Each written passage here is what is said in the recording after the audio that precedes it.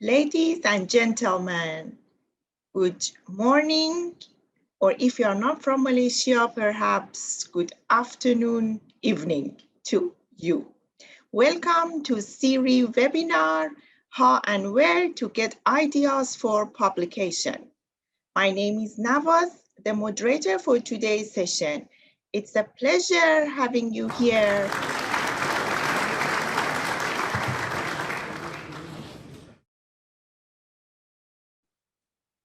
Now let me introduce Dr. Kizito to you. I had an assignment of practicing his family name last night, so I'm hoping that I can pronounce it correctly now. Dr. Kizito Ehigiamusoe, a lecturer in Taylor's Business School, Taylor's University, Malaysia, has obtained his PhD from University Saints Malaysia, USM, under the USM Fellowship Award. He has published several articles in reputable peer-reviewed journals, such as Applied Energy, Journal of Sustainable Tourism, Environmental Science and Pollution Research, and this list goes on and on. He's also an associate editor and editorial board member for 4 journals. He is the PI of a Fundamental Research Grant Scheme, FRGS, in 2020. He has conducted several workshops, seminars, webinars for students and run career researchers on academic writing, applied econometrics, methodologies, and research publications. Center for Industrial Revolution and Innovation, CIRI, is proud to invite Dr. Kizito Ehigiamusoe on board to deliver the presentation. Join me to give a round of applause to him.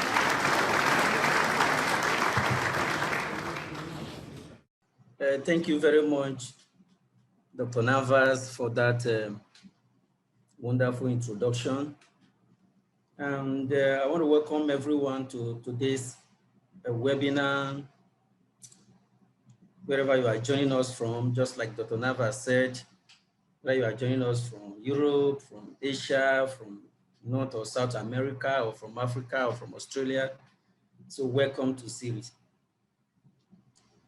Okay, so today, what I want to share is basically personal experience. So I want to believe that this experience will be useful to a lot of people, or maybe useful to a lot of people. Today's webinar is actually not about teaching, but it is about sharing of personal experience. So today we are going to look at how and where to get ideas for publication. You know, this topic is becoming very important in contemporary society because of the importance of publication, especially to people who are in the academics, or people who work in research centers, or people who work in other institutions. So today I will just be taking you through the publication process. I will also look at, briefly talk about communication skills. So I will talk about where to get ideas for publication and how to organize these ideas into a publishable form. Then there will be a conclusion and finally a question and answer session. Okay. So now let's talk about the publication process. The idea of publish or perish is making a lot of people to be under intense pressure. Because today or nowadays, many institutions talk about it's either you publish or you perish. And the idea is because when most people do not publish, they won't be able to get good scores in their annual appraisal. They won't be able to get promotion when they need to get promotion. Even for postgraduate students, they need to publish because in many universities these days, it has become a requirement for graduation that for postgraduate students to graduate, they need to meet these requirements. And because of that, everybody is in a rush to publish.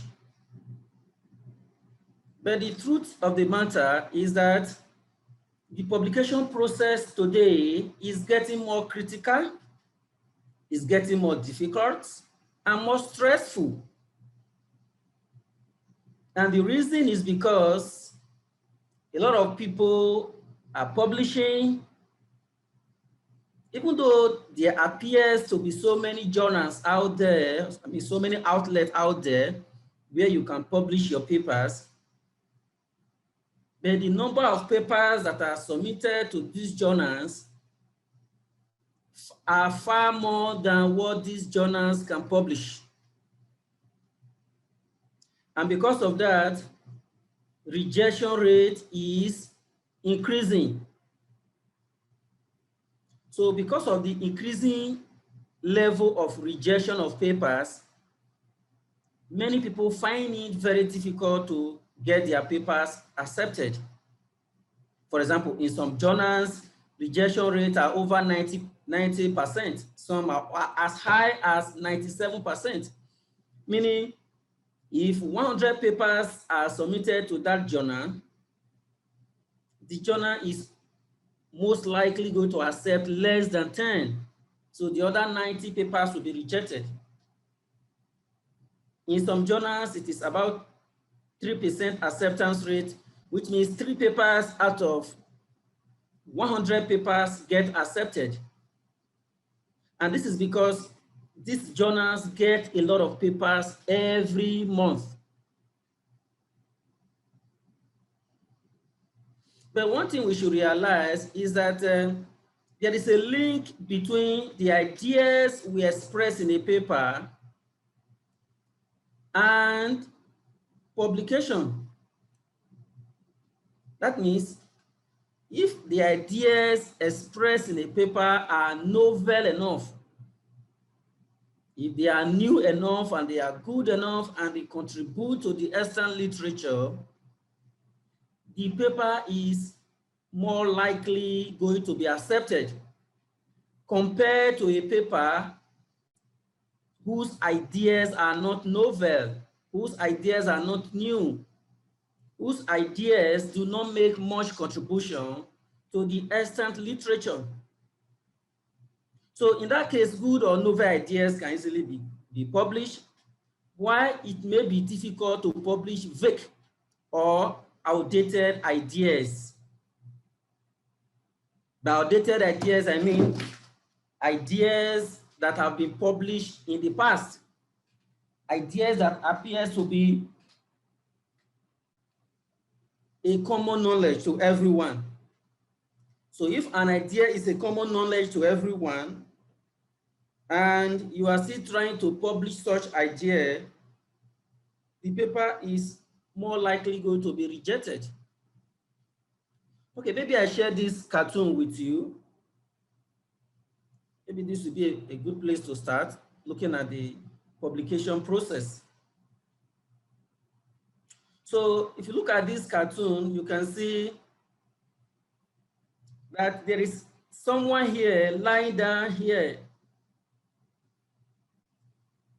And there are other people who are standing, trying to examine this person who is lying down on the bed. Yeah, from this cartoon, you can see what is written. So what the person lying down here is your paper, the ideas you express in your paper. And this person is being examined by reviewer 1, reviewer 2, reviewer 3, reviewer 4, the editorial office, and the editor. So if you look at this cartoon very well, you see the editor appears to be helpless. First, let's start with the paper. Of course, the paper appears to be helpless because the paper is just there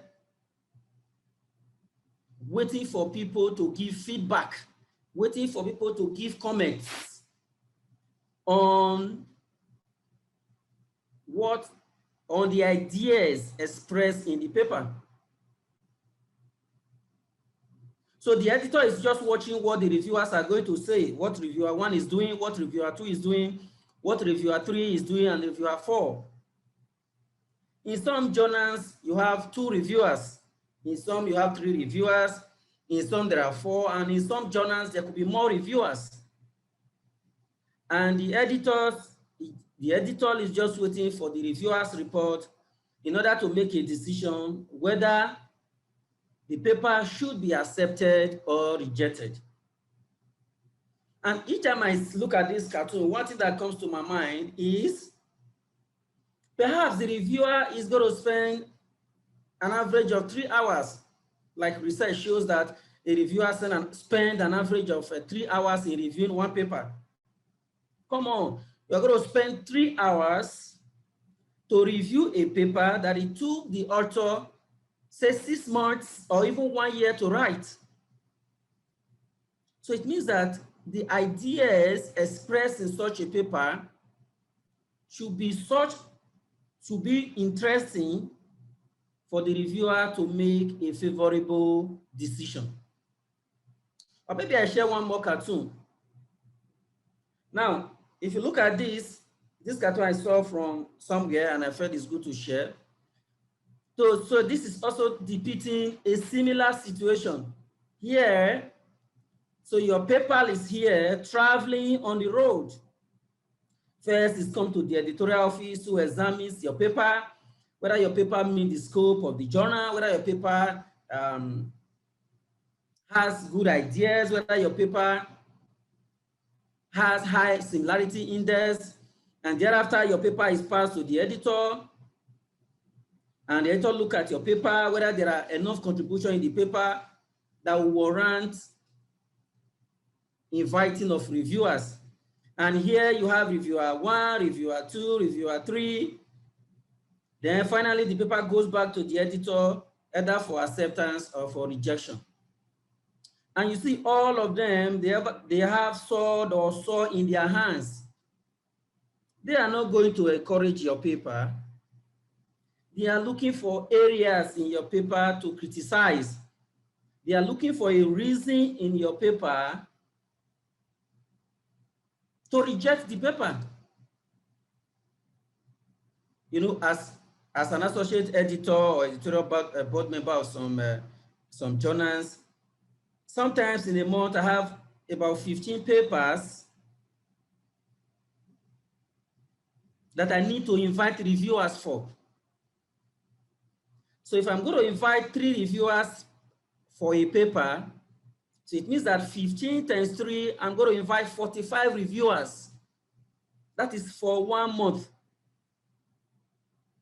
And many editors have many papers every month to invite reviewers for. So it means that before the editor will decide to send your paper for review, the ideas expressed in the paper should be good enough.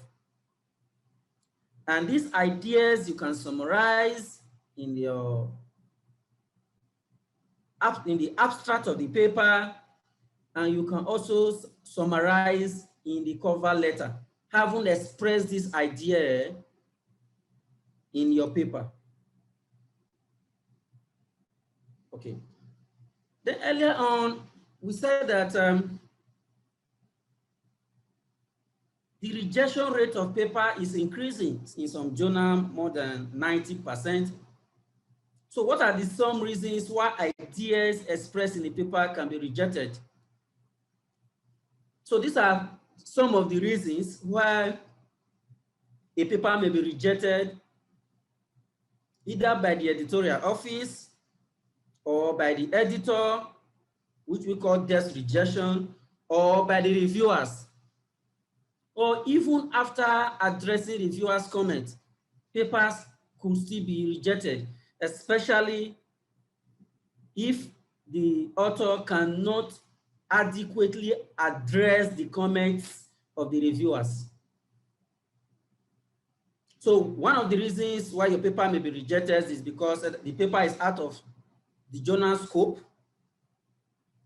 or because the paper failed to follow the author guidelines,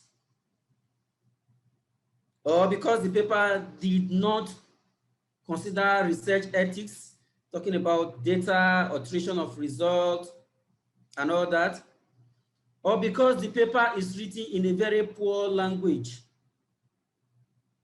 or because the paper has issues of plagiarism, or the similarity index is high. Sometimes it may not be plagiarism.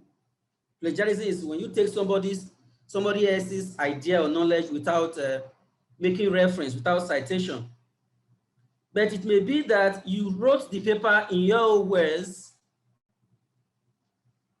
but those ideas already exist in other papers on the internet. And when you check the similarity index of your paper and it is high, sometimes it is also from your previous published papers, papers you have published before by yourself. So a paper could be rejected because the introduction is vague, or because the introduction is not interesting. The problem statement is not expressed in an interesting manner, because when you want to express the problem statement in a paper, the problem statement must emanate from a real-world problem. A paper may be rejected because there is no significant contribution. It doesn't make significant contribution to the external literature. It means that the author did not express the motivation of the study, or the author failed to express or to identify the research gaps which the paper wants to fill. Paper could be rejected because of inaccurate or incomplete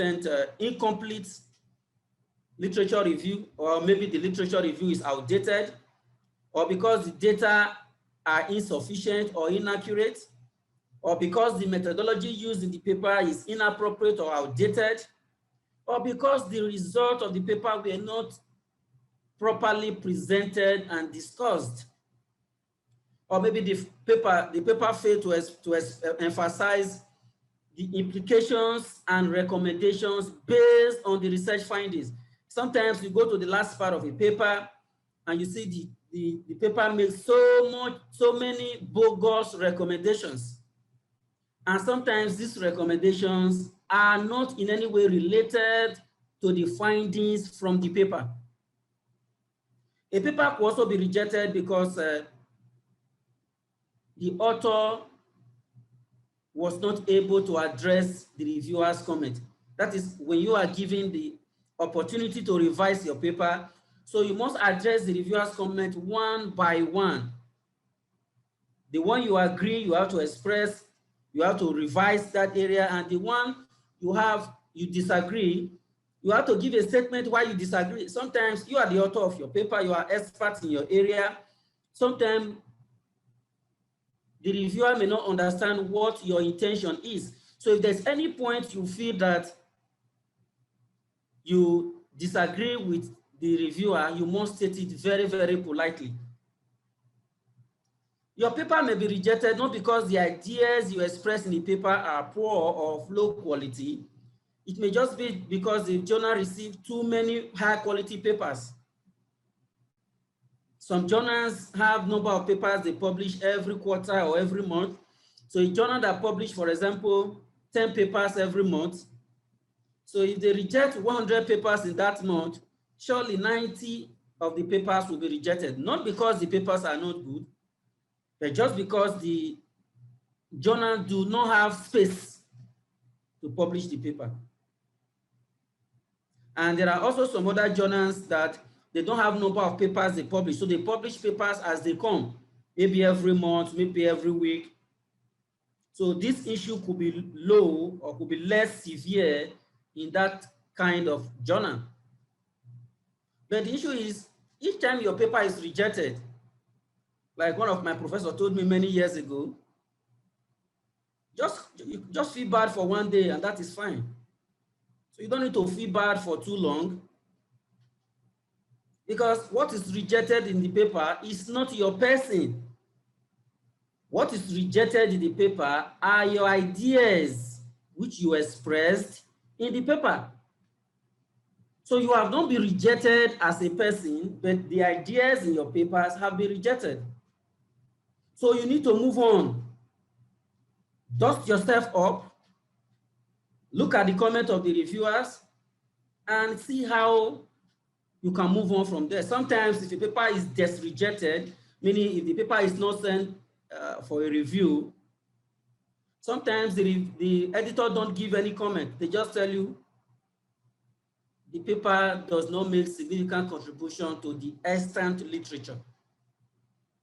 So you look at the comment. If it's the one you can address, you address. If it's the one you cannot address, the paper has already been rejected. So move on and send the paper to another journal. Okay, now talking about these ideas, how can I make my ideas to escape rejection? And that is the issue we are talking about today. I want to address good ideas in my paper. It's such that when the ideas get to the editorial office, get to the editor-in-chief or the associate editor, get to the reviewers, they will accept the ideas and recommend my papers for publication. Where can I get these ideas? So we're going to talk about that very shortly. But first, let's look at the issue of communication skills. If you want to get good ideas for publication, it is very good that you develop your communication skills. How do you get an idea or ideas for publication if you have not developed your reading skills? So you must develop your reading skills in such a way that you read journal articles, you read books, you read news articles, you read theses, conference papers and proceeding, annual report. You read things that are relevant to your areas of research. And you can get a lot of ideas when you read what has been published by other people. Then the next skills you need to develop is your writing skills. So when you read, it is important for you to make notes and make a summary of what you read. Because if you just skim and scan through a paper, you are more likely to forget what you have read, maybe after 2 days or after 3 days. But if you make note or you make a summary, each time you see the summary, that summary will serve as a reminder of what you have read in that article, in that book, or in that conference paper. So another skill that is important is speaking. So you need to interact with friends and colleagues. You can actually get a lot of ideas for publication by interacting with colleagues. Interact with your friends regarding your research. And when you are interacting with your friends, with your colleagues, interact with those who are related to your areas of research. For example, if your area of research is economics, so it will pay you more, it will benefit you more to interact with people who do researches in economics. So if your area of research is pharmacy, for example, so it will also pay you more to interact with people in that area. Then the last one is listening. So to get good ideas for publication, you must develop your listening skills. Give attention to discussion on research activities. I'm going to show you later in my presentation how I got ideas for publication even by listening to radio or by watching the television. So by watching the television, I am listening to what is happening on the television, and I look at what government policy on it is. that before watching that television at that particular moment, I do not have that ideas of that particular subject matter. But when I listen to people talk about this issue and the direction they want government policy to go, you can get a valuable research idea that can be published.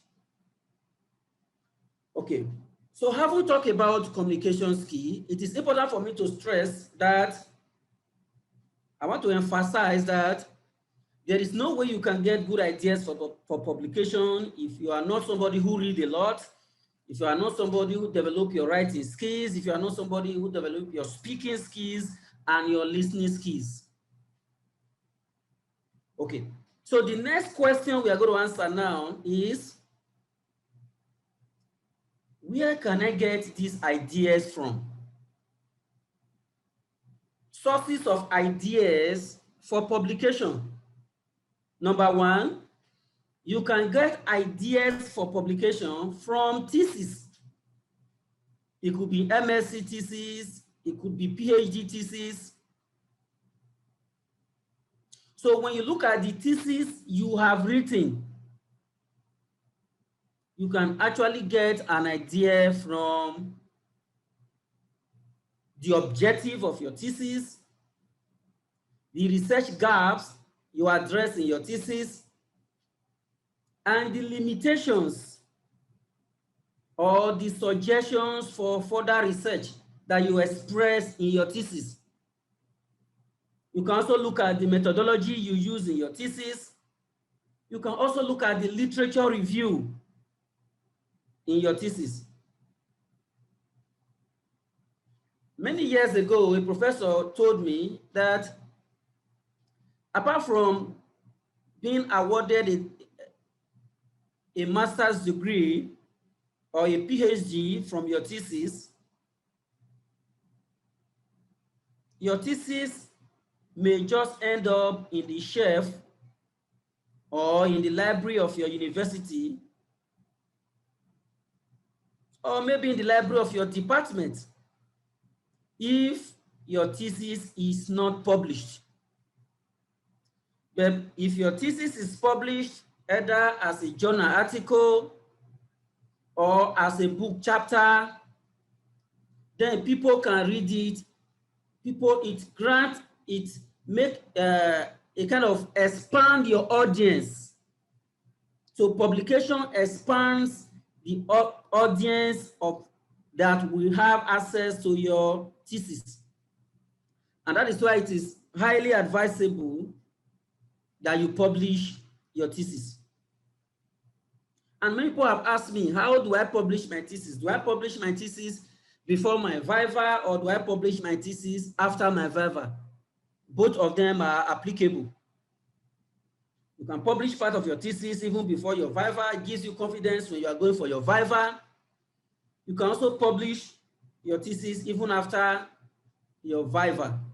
I mean, after your defense, your PhD defense. So when you look at your thesis has many components. For example, maybe your thesis has 4 objectives.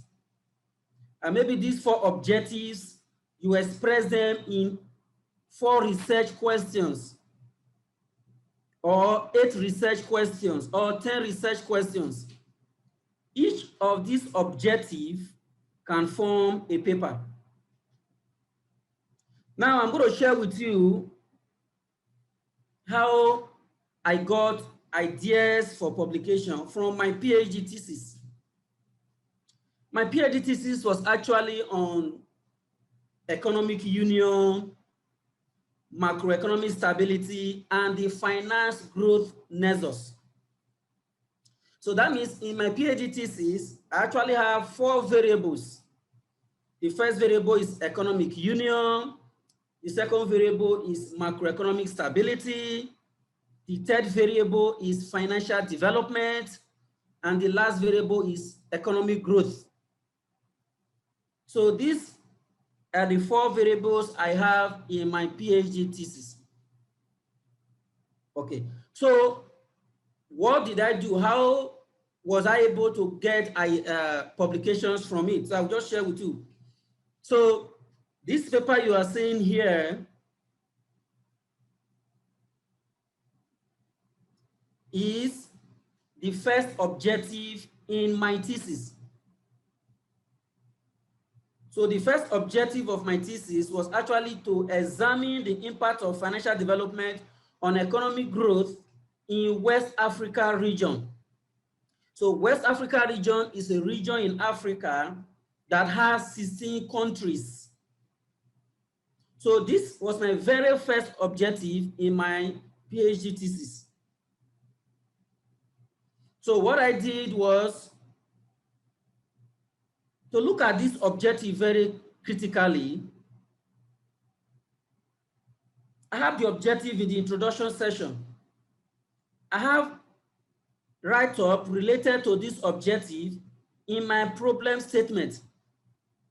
I have write-up related to this objective in my background to the study. I have write-up related to this objective in my literature review. In my methodology, I have a model which I have specified to achieve this objective. In my empirical result, I have a table showing the empirical result of this objective. And in my discussion session, I have write-up covering the empirical result.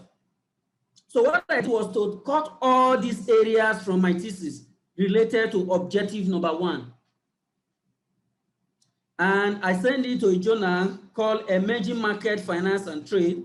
It's a Q1 journal. It's indexed in SSCI.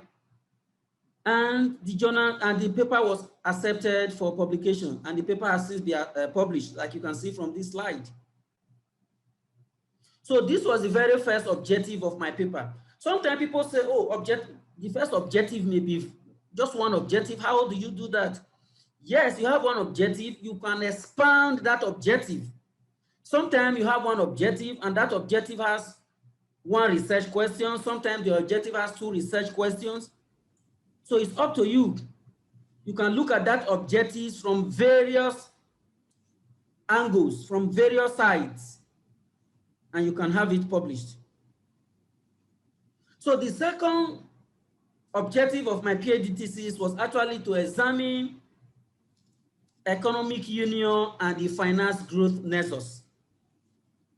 I want to know whether economic union is actually relevant in the finance growth nexus. And in my thesis, I have different aspects relating to economic union and how economic union can affect finance growth nexus. So all I did was all the areas of my thesis related to economic union and the finance growth nexus, I just copied them out. Make it a paper, and I titled the paper Economic Union, Finance and Growth, a Prognosis in West Africa. And of course, I sent it to Africa Development Review. It's SSCI journal, it's a Q2 journal, and the paper was published.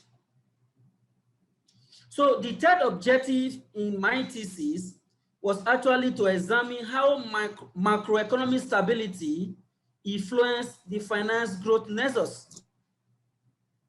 So what are these macroeconomic stability? So I have 5 variables,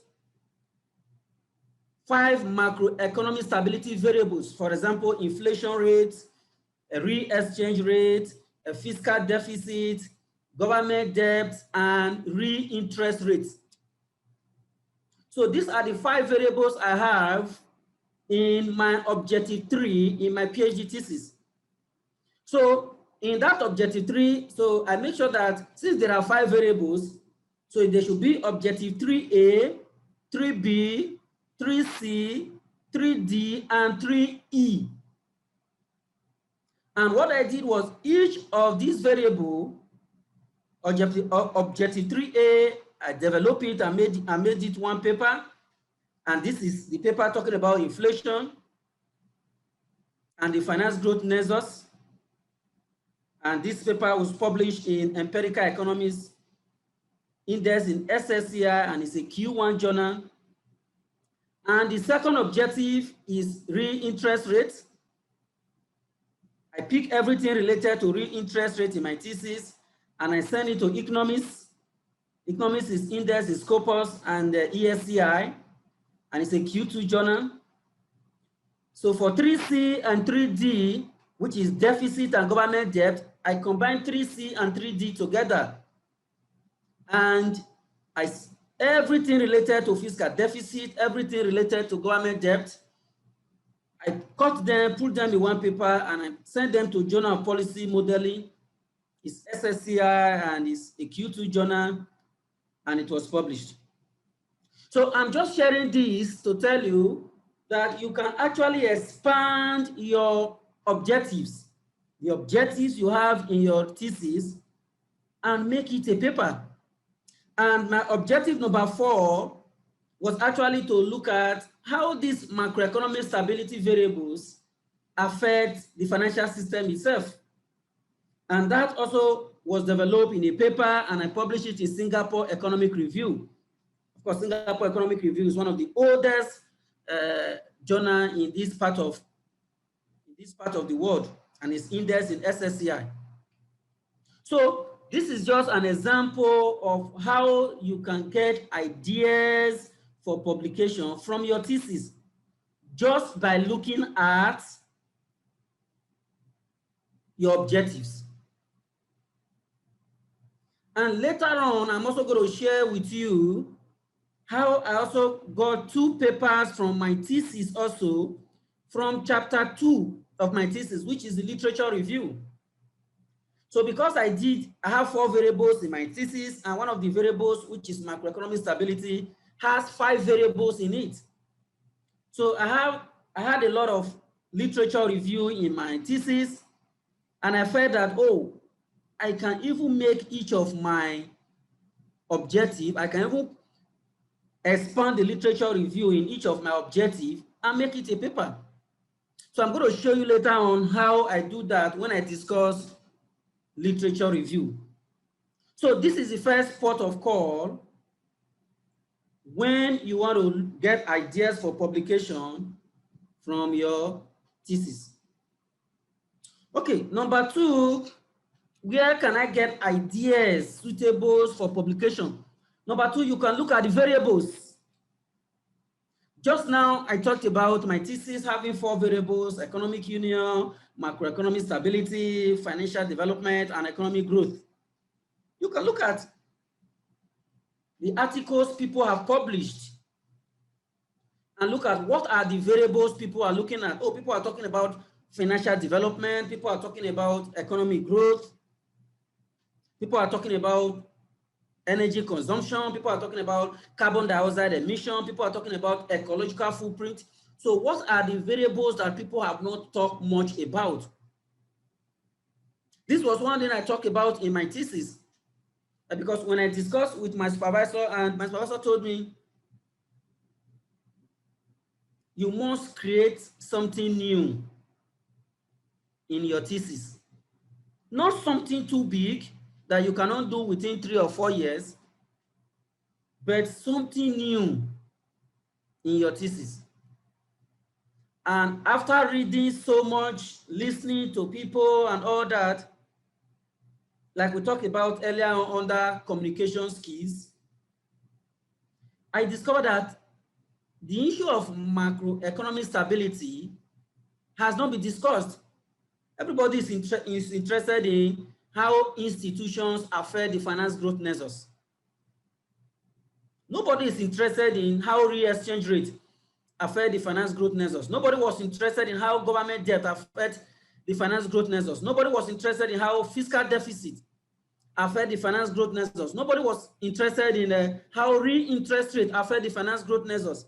Even at that time, that the UK was trying to pull out from the European Union, from the EU, nobody was talking about how economic union affect the finance growth nexus. So I felt that, oh, I can pick these variables and include it to the finance growth nexus, which people have talked about. So by bringing these variables into what people have been talking about, I was able to make some contributions. So when you look at papers published by people, then you can include a variable you think that has not been included, or maybe some variables have been included and it is wrong.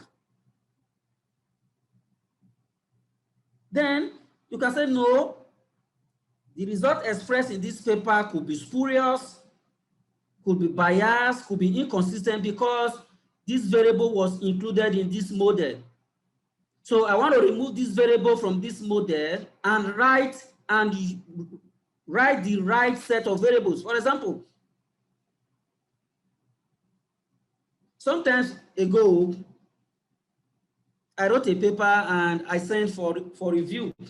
I sent the paper for review to a particular journal, of course, SSCI journal. And one of the comments the reviewers made in that paper was that, oh, how can you have these two variables in this model? Don't you know that these two variables are related? You can use one in place of the other, meaning these two variables are substitutable. You can substitute one for the other. And I said, but people have been doing this. Those two variables, I always use them as control variables. They were not my main variables of interest. But because I used those two variables as control variables, and the reviewer said, no, you have to exclude one of these variables from the model. Only then your result will be consistent. Only then your result will not be biased. Only then your result will be efficient. I have no choice. I have to rerun the regression again by excluding that particular variable. So what it means is that some people do things out there which may not be right. So you can look at their models and feel that, no, this variable is not supposed to be in this analysis.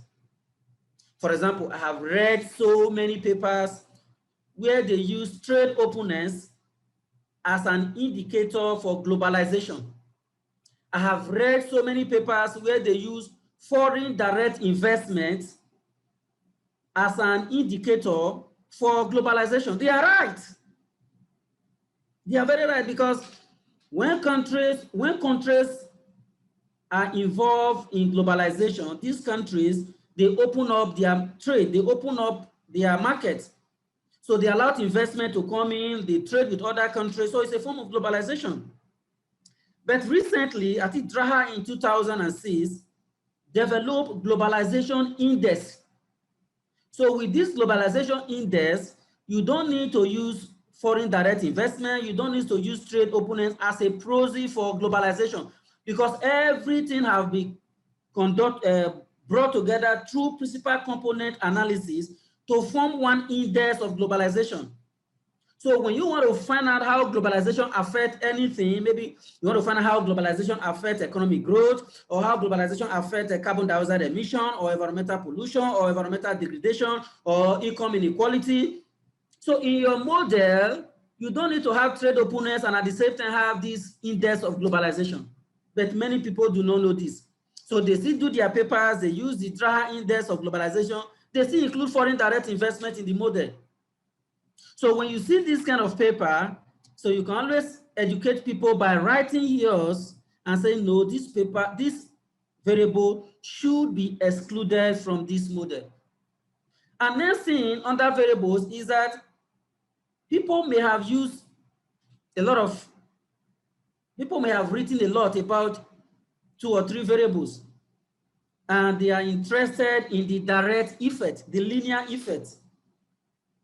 So you can actually advance that idea by looking at interaction effects, by interacting the variables. In this case, you are looking at the moderating effect or the mediating effect of the variables.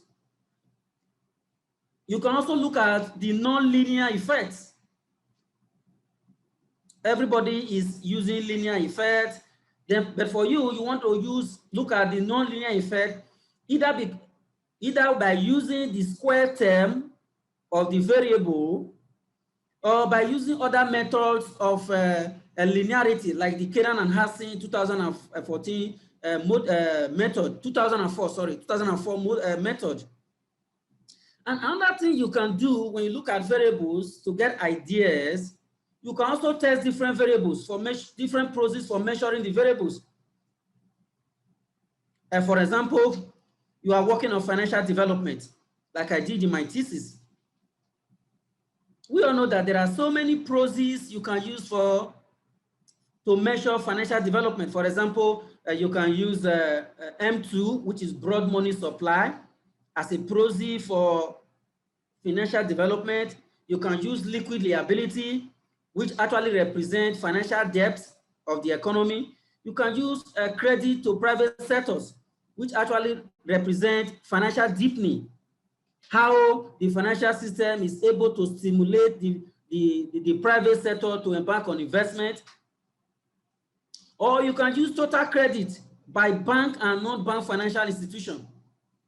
Or you can also use stock market variables, because the financial system comprises both the banking system and the stock market section.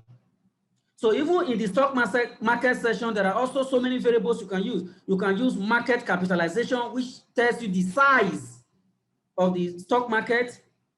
You can use the value of stock traded, which tells you the amount of money that goes into the stock market. Or you can use the turnover ratio, which tells you how often people trade in the market. So you see, in the financial system alone, there are up to 7, 8, or 9 variables you can use. And some people have also used principal component index. So now you can also test these variables.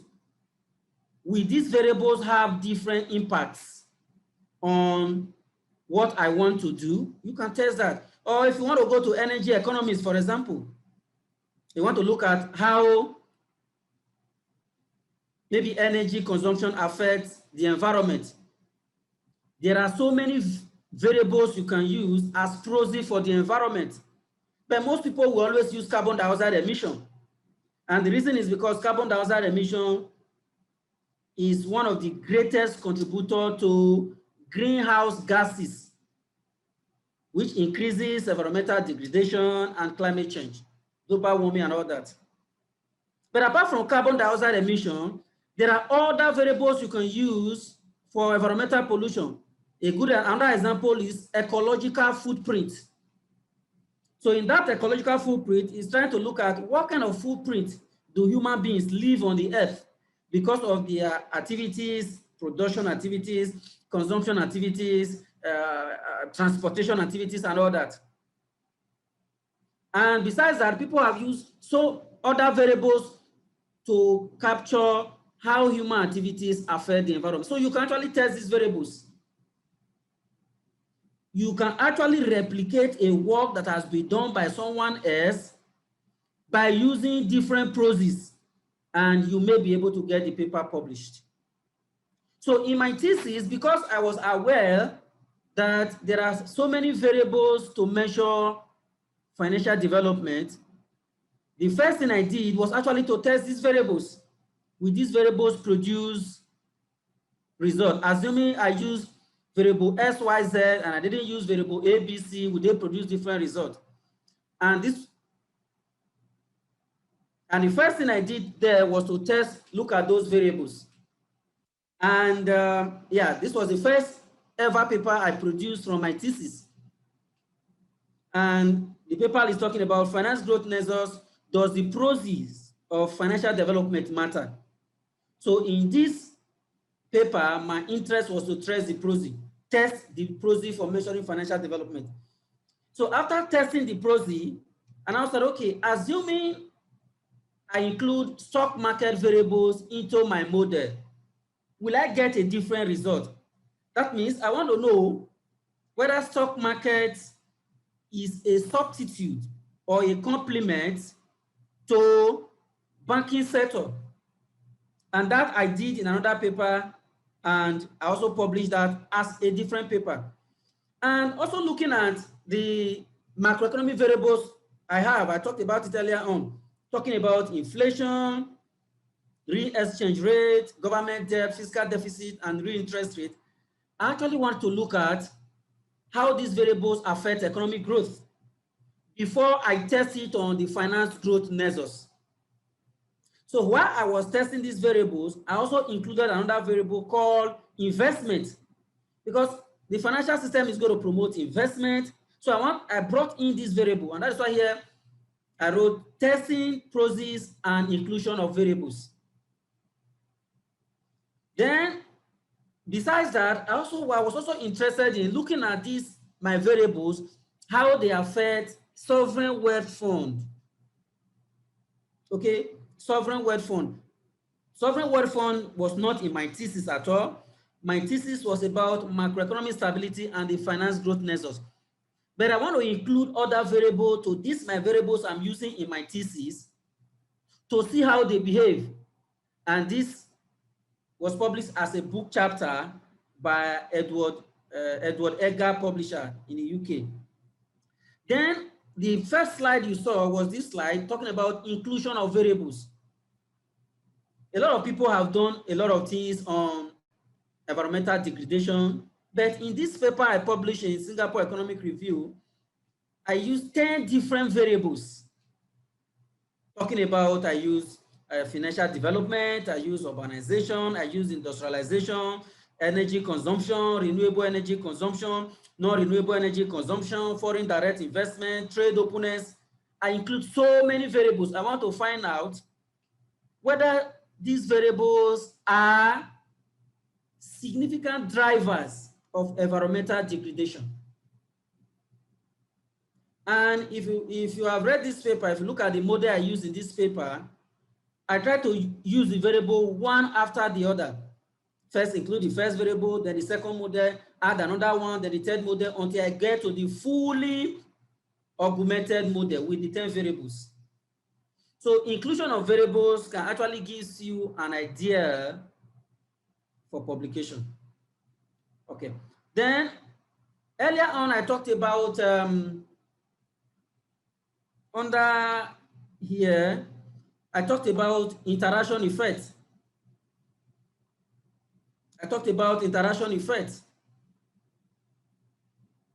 So in the interaction effects, a lot of people have done papers on energy consumption, economic growth, and carbon dioxide emission. So in this paper, my idea was to look at the interaction effect. Does energy consumption influence the impact of income on carbon dioxide emission? Hundreds of papers have been written on energy consumption, carbon dioxide emission, and GDP. But this, my paper, was the first paper that examined the moderating effect of these variables. And the paper was published in Applied Energy Index in SSCI, and it's also a Q1 journal. So talking about nonlinear effect, I also look at the nonlinear effect of variables. Several papers have been published on the impact of GDP on financial development, but no paper has looked at whether the impact is nonlinear. So I did that in a paper and I submitted it to Africa Development Review, and it was published. So this is an example of how to get ideas for publication by looking at the variables. Either you want to include a variable, either you want to exclude a variable, either you want to use interaction term, or you want to test the process, or you want to use nonlinear effect. So this paper, also published in the Journal of Sustainable Tourism, combine the two ideas of nonlinearity and interaction of variables. So many papers have looked at tourism, the impact of tourism and growth on the environment, but I was not interested in that in this paper, but I was interested in the nonlinear and moderating effects. And with that, I was able to publish the paper in a Q1 journal. Okay, so number 3, where do I get ideas for publication? You can get ideas for publication by looking at literature review. So in the literature review, you can look at the literature review you have done in your thesis. You can look at the literature review other people have done. Or maybe you don't want your paper, you don't want to specify any model in your paper. You just want to find out what is the focus of these issues in the literature. What are the results people are getting? So you can actually look at literature review. You can do empirical literature review. You can do systematic review, and you can also do meta-analysis. But one thing I must say is that it is easier to publish a paper that you run analysis. I mean, you gather data, whether primary data or secondary data. It is easier to publish those papers compared to literature review papers. If you want to publish literature review paper, your pen must be very sharp, meaning your work must be very, very critical. You should have a critical mind to look at what others have done in the literature and give it a critical mind. I'm talking about empirical literature review now. So if you are doing the normal literature review for publication, if your literature review is just enumeration of previous studies, author A did this and found this, author B did this and found it, author C did this and found this, until you get to author Z, nobody's going to publish you. You must evaluate. Okay? You must evaluate the paper. You must describe what they did.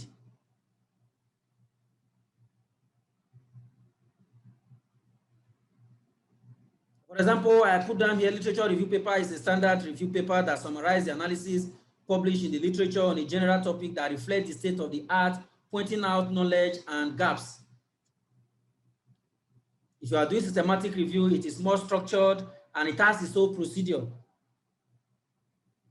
I think we have experts here who teach people. I think CIRI also has a lot of courses on systematic review, thanks to Prof. Said. And also a meta-analysis. The focus is similar to systematic review, but it uses statistical techniques to analyze the results from different papers. Those you can do. If you are doing the normal literature review, the review process has what we call 3 stages. We call it the tripartite model. You must describe what the paper does, talking about the objective, the research questions, summary of key issues, the method, the theories, the conclusion, and the limitations. You must synthesize what they did, talking about compare the ideas expressed in the paper with other ideas. Are there inconsistencies that need to be resolved? Are there shared conclusions? Are there contrasting views? What is the current debate? What are the outstanding questions? Then finally, like I talked about earlier on, you must critique. You must take a critique of the paper, meaning you develop a critical view of the paper. You are not saying you are going to say the paper is bad, the paper is not good. No. You are going to look at the paper constructively, develop a critical view of the work review based on the available claims and evidence. You should evaluate the weakness of the research, examine the claim against alternative evidence, look at the argument, the rhetoric, logic, the method, the theory, the application, the belief, the knowledge, and you must do this with a positive-minded approach so that you can provide new knowledge, new ideas, and alternatives. Okay, so like I said earlier on in my thesis, when I look at objective 2 in my thesis, I look at objective 1, the impact of financial development on economic growth. And I discovered that I think I saw like 4 or 5 literature review papers that have already been published on this objective. So that means there's a lot of literature on that objective. So I felt that there was no need to replicate that. But when I look at my objective 2 and 3, I discovered that there was no literature review paper at all. After all, this area we were very new. No literature review paper have been published, and I took the advantage of that. And the first paper I did was on this: do economic and financial integration stimulate economic growth, which is based on my objective 2, talking about economic union, and objective 3, which is based on macroeconomic stability variables. Then I came here. talking about what matters for the finance growth nexus, talking about macroeconomic stabilities, the level of financial and economic development. So these are purely literature review papers without any data, without any statistical data, no statistical result. But if you read the papers, you see how critical I was in analyzing the issues, and that was why I was able to publish them in CIRI Index journal. That this one is a Q2 journal, and just like this also. Okay, where can I get idea for publication? Number 4, theory. Number 4, theory. So you can actually look at the existing theory and see how you can find out the strengths and weaknesses of the theory. Do you have a new theory you want to propose? For example, if you belong, if you have knowledge of economics, talking about knowledge of economic growth, you agree with me that there have been a lot of debate concerning the growth theory. The growth theory actually started many, many years ago, but they were actually made popular in the 20th century. For example, in 1956, Robert Solus came up and developed the Esogenious growth theory, where he contended that the main determinants of economic growth are capital accumulation, labor, and technology. So this idea was considered as a novel idea and was published in 1956. And this idea was there until 1986. People believe that, it should be capital, it should be labor, and it should be technology. But in 1956, another guy called Paul Roman came up and said, yes, fine, labor, capital, and technology can affect economic growth, but there are other important factors that were omitted by Robert Solus. And he developed his own theory, which is an extension of what Solus did. And his focus was made on human capital, not just labor, which is the unskilled labor, but he's talking about the skilled labor, human capital accumulation. And that growth model is what we call the endogenous growth model. And just 4 or 5 years later, in 1991, other guys led by McHugh also found out that, apart from these ideas expressed by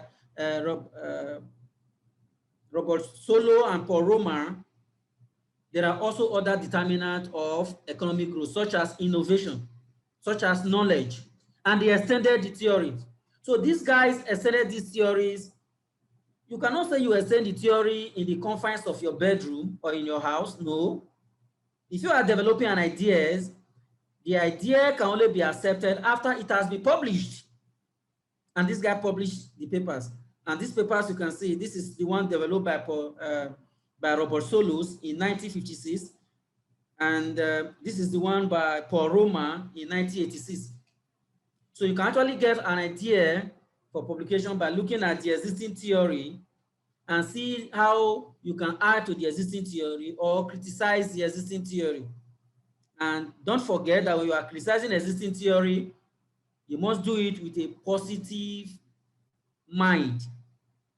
Using a positive mind approach. Okay, number 5, where do I get ideas for publication? You can look at methodology. You can look at the existing methodology. You review the existing methodology, you look at the strengths and the weaknesses of the methodology. Is there a new method? For example, in economics, new methods are developed by econometricians, people who do theoretical econometricians. And when they develop this method, nobody uses this new method until this method is published. Because if the method is not published, nobody is going to think that the method is valid. So you must say, this method is published, has been published in so and so journal. So you can look at the existing methodology, and if you feel you need to extend the existing methodology, you can, and that can form an idea for publication. I don't want to, because our time is fast spent, so I don't have time to take you through so many ideas that have been developing in economics, talking about econometrics, right from the time of OLS to Fish effect, random effect, now to the dynamic OLS by Stock and Watson in 1993, or you talk about the fully modified OLS, or you talk about the ME group or the ARODL. All these are different ideas, different methodologies that have been developed by these people, and they have all been published. Okay. So in this paper, one of the additions I did in this paper was actually to use a very novel methodology. I was not the one who developed the methodology, but the methodology was new. And I felt that, oh, I need to use this methodology alongside other standard methodology. So number 6, another way you can get idea for publication is by using a different approach. Maybe previous approaches did not account for some issues. For those of you in economics talking about econometric issues like dynamism, endogeneity, heterogeneity, cross-sectional dependence, or you want to criticize the existing approach, or you have a new approach, or you want to use aggregated or disaggregated approaches. So all these you can do, and you can publish a paper from it. For example, when I look at the issue of electricity consumption and carbon dioxide emission, many people have published papers on how electricity consumption affects carbon dioxide emission.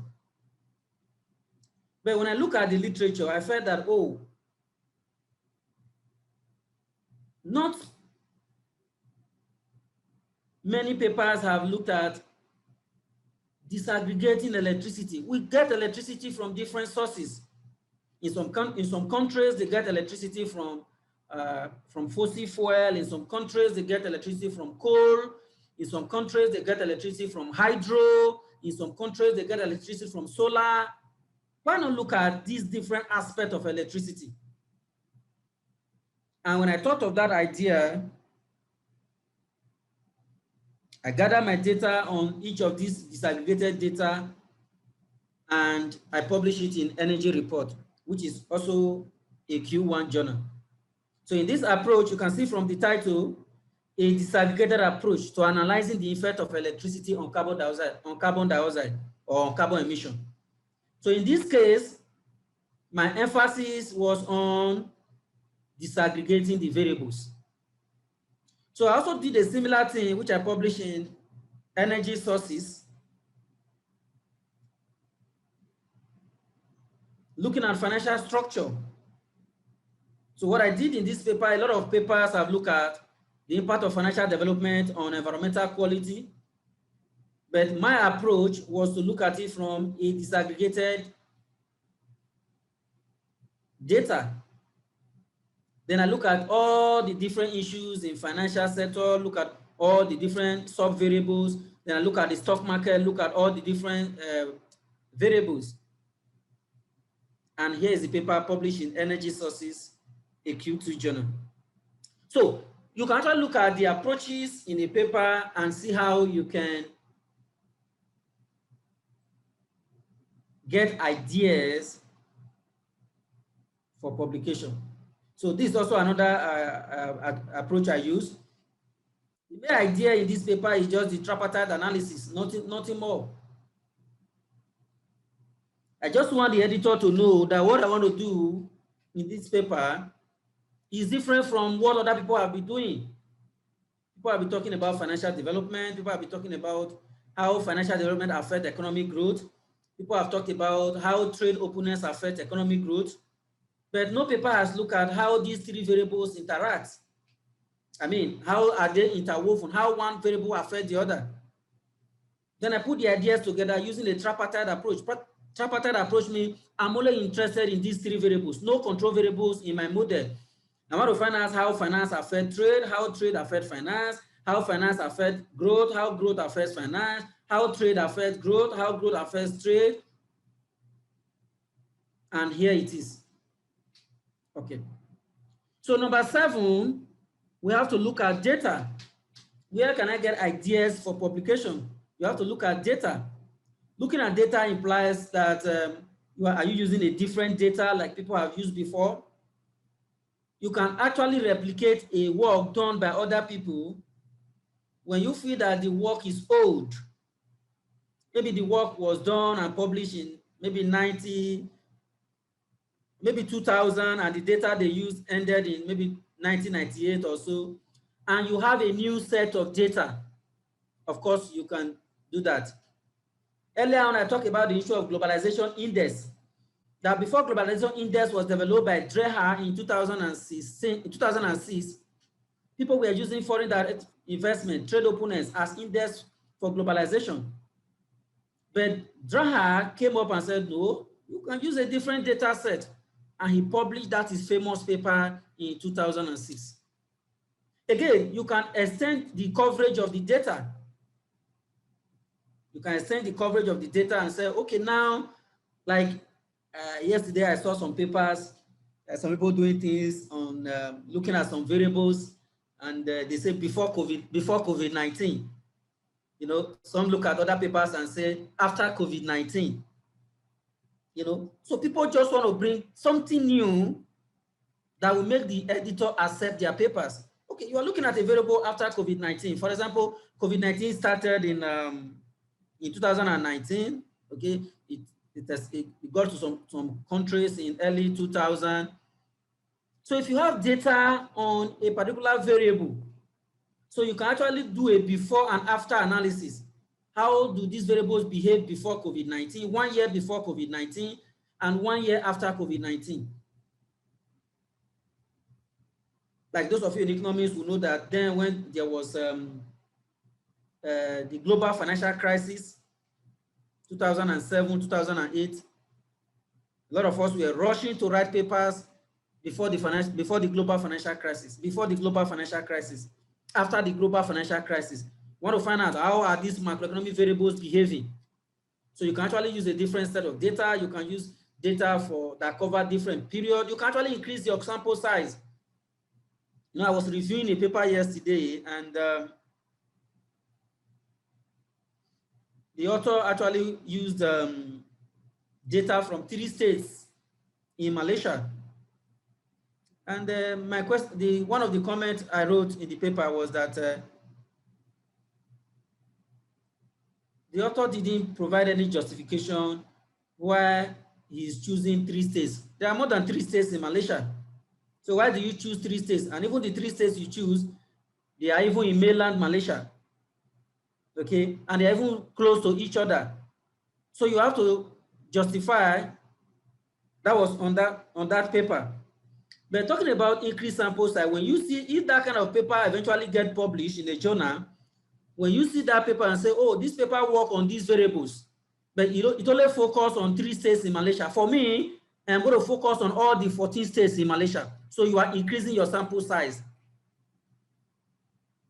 And you can get ideas for there to publish.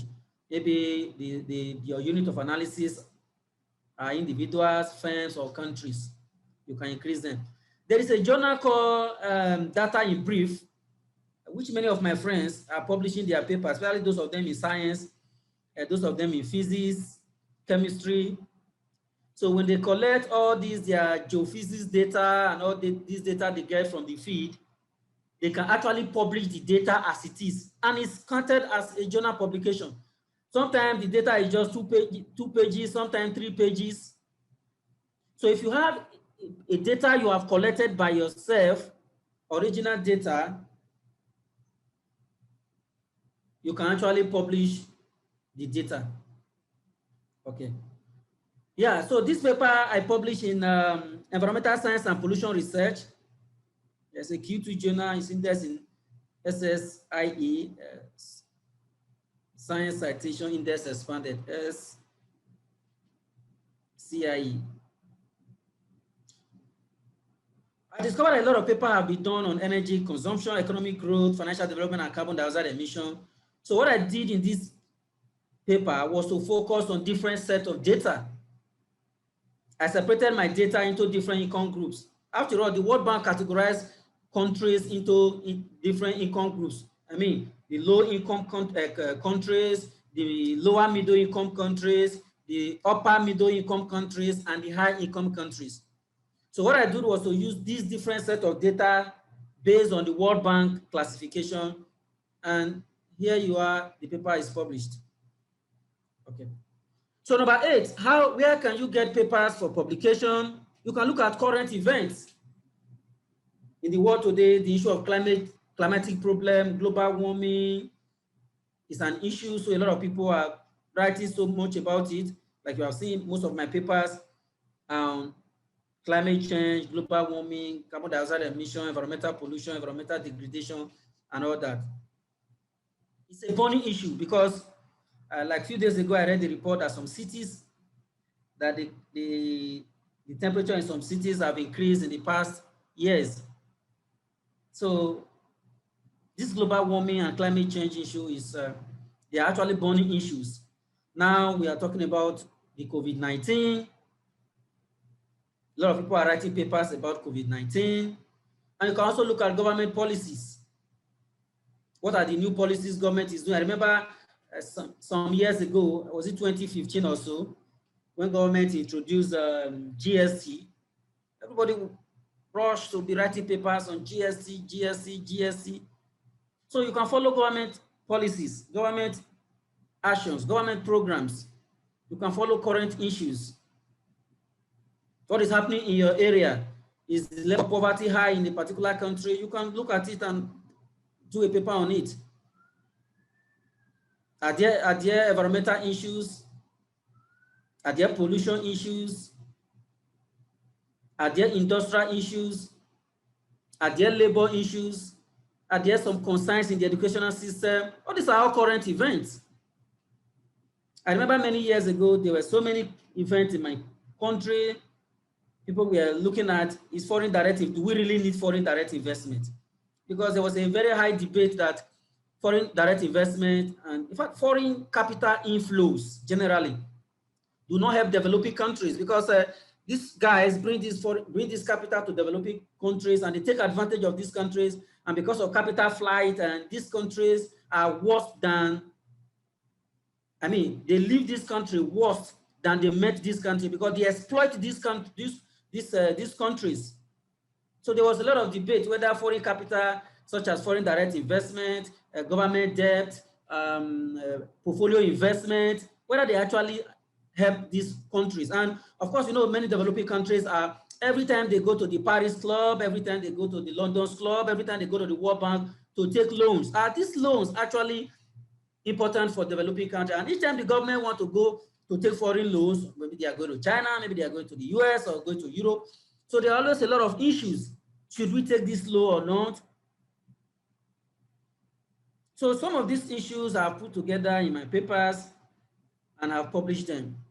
For example, this first one, this paper I showed you earlier on, the interest in this paper was because at that time, the current issue was because the United Kingdom wants to exit the European Union, right?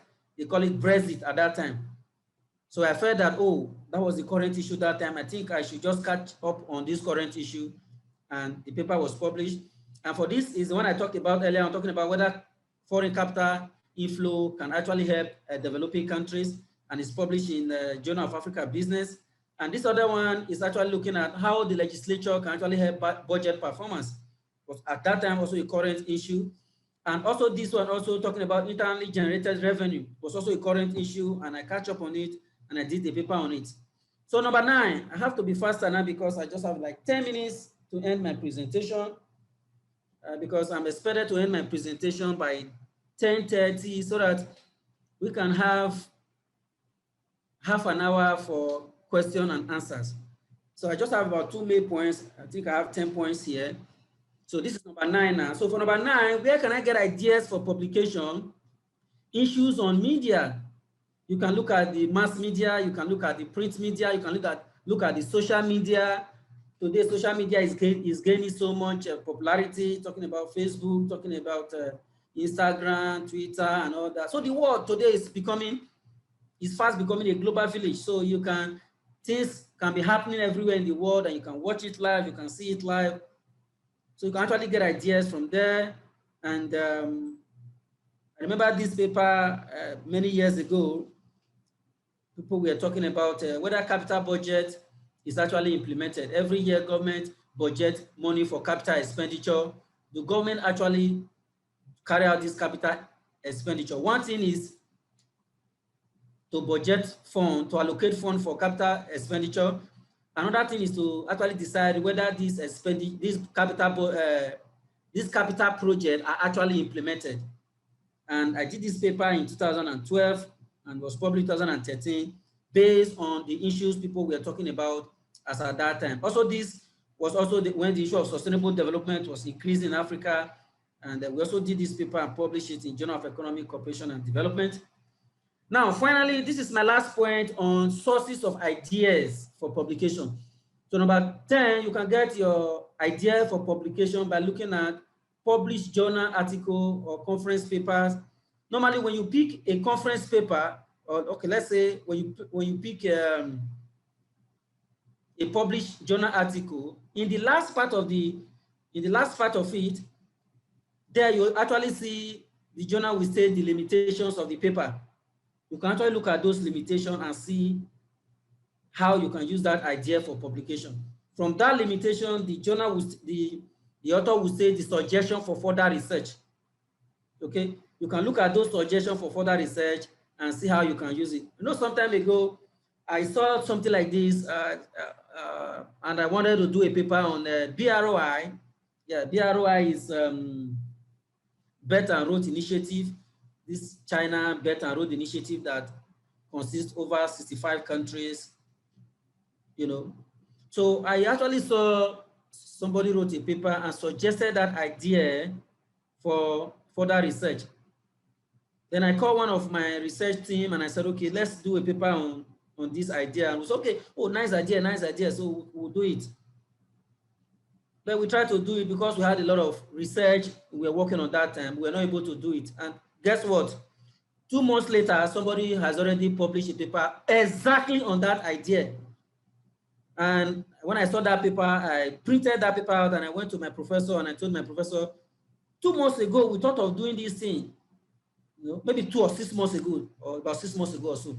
We thought of doing this and we are still saying yes, we have it in our to-do list, but we have not been able to do it because we have so many things we are doing, which we have lined up. And so when you see suggestions for further research in any paper, you can quickly take advantage of it before other people do. So for example, if you look at this paper I want to show you, so this is the last part of the paper, and it said that our focus has been on examining the moderating effect of energy consumption on the carbon dioxide emission income nexus using data from middle income countries. Okay, so it's not suggesting further research. Future research could examine this issue using data from high income or low income countries for comparison. So this paper has done for middle income countries, and it's suggesting that they should do for high income and low income. So it's already giving you an idea. Okay, it's already giving you an idea. And when I saw this idea here, so I quickly catch up on this. I did a separate paper for high income countries, and this paper will be out very soon. And I did another paper for low income countries, and this paper will also be out very soon. So you have to catch up quickly on further suggestion for further research. And look at one more issue here. They also said that further studies could also consider the potential moderating roles of other variables such as industrialization, urbanization, financial development, foreign direct investment, and globalization that potentially drive GDP, energy consumption, and carbon dioxide emission. So from here also, when I look at it, oh, this actually I can do. So I actually did one paper on urbanization and financial development. And I did another paper on globalization. The one I did on globalization is still under review. I hope they get accepted. Then the one I did on urbanization and financial development has been published, and this is the paper. Okay, the drivers of environmental degradation in Asia and China. Do financial development and urbanization have any moderating effect? This is the suggestion from this paper. And interesting enough, this paper is my paper also. The paper that suggested it is my paper. Okay, so the paper that suggests, so this suggestion you are seeing from here is my paper too. So after writing the paper, I made all these suggestions. And the suggestion I made, I quickly catch up on my suggestions too, before other people can catch up on them. So when you look at articles like this, just in one paragraph, you can get up to 4 or 5 ideas that you can publish. Okay, time is not our friend. Now, you can actually, one way you can extend your ideas, one way you can broaden your ideas or you can get more ideas for publication is by extending the scope of your research. Try to, don't be so tied to a very narrow scope, okay? Don't be tied to a narrow scope. Try to extend the scope of your research. If you don't extend the scope of your research, after you publish 2 or 3 papers, then you may not have ideas to publish. For example, many years ago, my ideas was on finance growth nexus, the impact of financial development on economic growth. But later I discovered, oh, I published some papers in this area. What do? I think I need to look at other variables that moderate the finance growth nexus, talking about macroeconomic stability. So I look at those variables, and when you can see I'm moving from finance growth nexus to variables that moderate finance growth nexus. From there, I move on to what are the determinants of financial development. We are saying finance should determine economic growth. Assuming the financial system is not developed, can it affect economic growth? Then I try to look at how this macroeconomic stability, talking about interaction and non-linearity, can affect economic growth. Then thereafter, I discovered that, oh, I have done a lot in this area. Maybe I need to bring in more variables to add to this my financial development stuff. And I went into energy consumption and environmental degradation. The first paper was to look at how financial development affects environmental degradation. And from there, I started exposing myself, started reading much about environmental pollution. And from there, I look at what are these drivers, apart from financial development, what are these drivers of environmental degradation, such as industrialization, urbanization, foreign direct investment, trade, tourism, globalization, and all that. And in all these areas, I've written so many papers. And currently now, I am still working on environmental pollution, but now I am now using disaggregated approach to look at sectoral growth. Okay, so it was from this sectoral growth area that I got my my research grants, which I'm currently working on, sectoral growth and environmental sustainability. So you see, I'm extending my research based on what I know to add new areas. So because I'm moving from what I know and I'm adding variables, so it's easier for me to move. So I'm not moving into a new area entirely. Okay, and apart from sectoral growth, I'm also working on the financial system, looking at banks and markets and how they affect energy consumption, especially renewable energy. So with this, by using this method, I'm able to extend the scope of my research. And if you ask me today, what is my research area? From here, I can tell you, oh, my research area is financial development and energy consumption. So I'm interested in finance and everything around energy consumption and environmental pollution. So I can delimit the scope of my research, but don't let your scope of your research to be too narrow. If it is so, you may not be able to get more ideas for publication. Okay, then the last part of the presentation, how do I organize my ideas? I think I have a separate webinar on this, so I'll just quickly run through this. When you're organizing your ideas, you have to have introduction session, you should have a literature review session, you should have a theoretical or conceptual framework session, you should have a session on methodology and data, you should have a session on empirical result, and a session on implication and conclusion. I think I saw this on, I saw this somewhere, and I felt I should share with you. Some of you also may have seen this. How to organize your idea. Under the introduction, you talk about research question, you talk about the what, the how, the why, your contribution, your motivation. Under the literature review, you talk about the literature on the topic, literature method, theoretical approach. You find the whole, which is your research gap. Under your methodology is talking about how you want to do it, talking about your research design, your research procedure, the kind of data you want, data collection procedure, your preliminary data, how you analyze it, your limitation, and your conclusion, what did you find and how it is. Okay. Then my conclusion today is based on time management. So if you want to have good ideas for publication, you should be able to manage your time well, avoid social media distraction, spend more time on your research. You should read extensively, read published papers, paper in reputable journals. It's not good to read papers that are published in journals that are not good. People will believe that the ideas are not scientific enough. So you should collect adequate data. You should attend workshop and professional training on methodologies like the one you are attending now, to share your work with experienced people, talking about collaboration with other people. Then if you want to publish papers, you must be very patient. Patience and resilience is important. Don't quit, don't give up, because the editorial office may send back your paper many times. The editors or the reviewer may ask you to do revision many times, maybe up to 4 times. I've had a case where I published a paper and the paper was rejected about 10 times or so. I sent the paper to the first journal, it was rejected. The second journal, it was rejected, until I got a journal that will publish the paper. And finally, the paper was published in SSCI journal, a Q2 journal. And one of the reasons why the paper was rejected was the scope of the journal. They will tell you, oh, we have published this kind of paper before, we don't want to publish this kind of paper again. So but I didn't give up. After 10 trials, after 10 attempts, and I continue. I also remember sometime I sent a paper to a journal and the editorial office sent the paper to me 4 times.